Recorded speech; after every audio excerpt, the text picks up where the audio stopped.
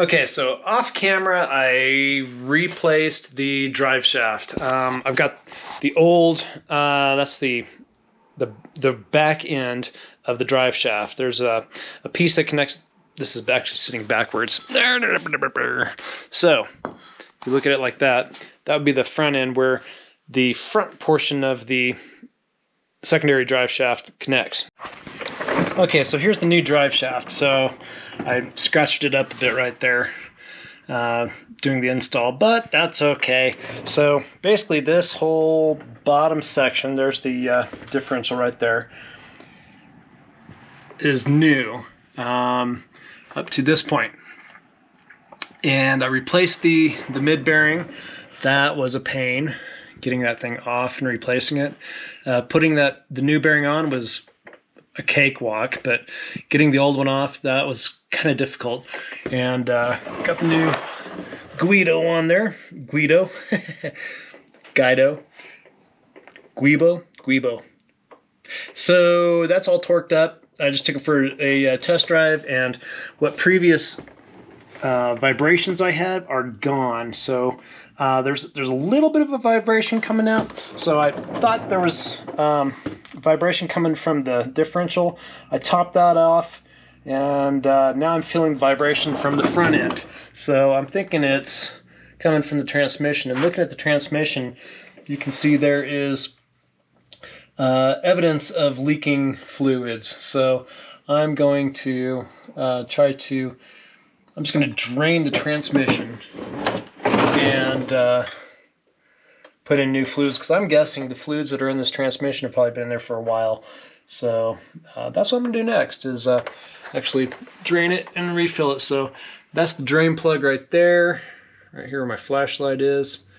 And the fill is on the driver's side right there. So this is the pump I'm going to use.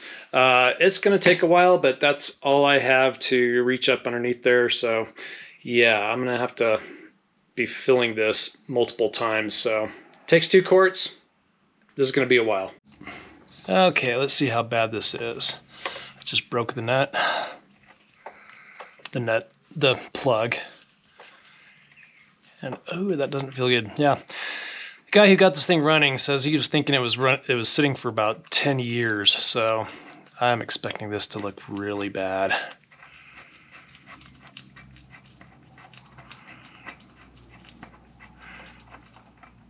And there it goes.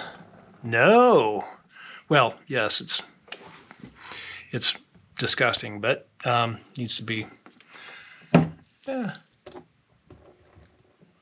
Yeah, it's gross. Okay. It needed to be changed. So I'll continue letting that drain, and while I'm letting that drain, I'm actually going to change out the coolant as well, because I just put in some new coolant, flushed through the system, and I want to put some fresh coolant in there. Maybe get some junk that got caught up in there, because yeah, if this thing had been sitting for 10 years, I'm pretty sure there's some rust in the coolant system. Okay, I figured I'd give you guys a shot of this before I clean it off. You can see that there's quite a bit of debris on those magnets, so I need to clean those things off. And no big chunks. I don't feel any big chunks in there. Just a lot of small stuff. So I'm gonna clean that off, but not too bad. I'm impressed. Okay, so I'm getting ready to add oil. This is a 75-90 weight. I'm actually putting a little bit of 80-90 in there as well. So the reason I'm putting a little bit of 80-90 in there is because this is an old transmission. It's a bit sloppy, so that heavier weight will help out a little bit with the sloppiness. So here we go.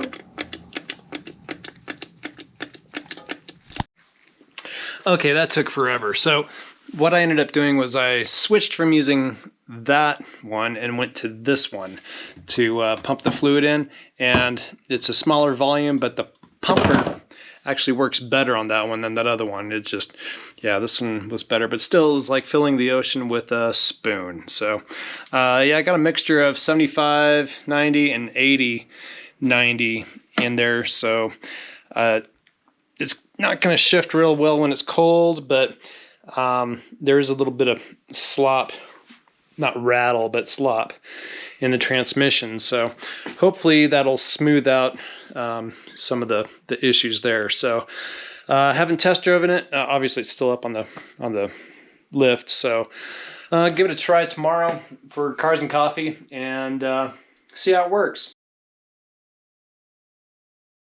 Wow, it drives a whole lot smoother now.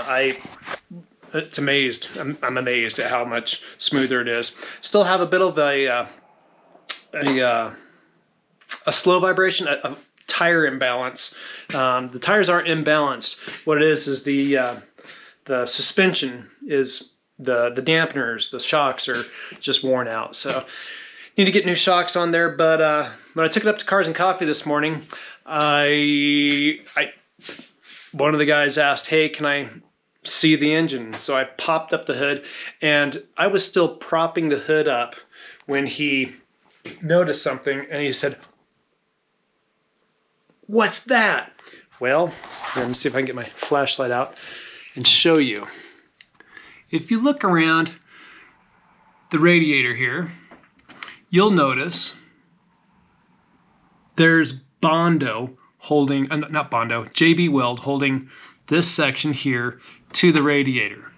And it's leaking. There's a little bit of fluid on. I think it picks up on the camera right underneath here. So yeah, that is JB Weld.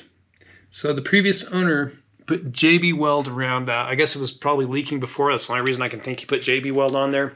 So holy smokes.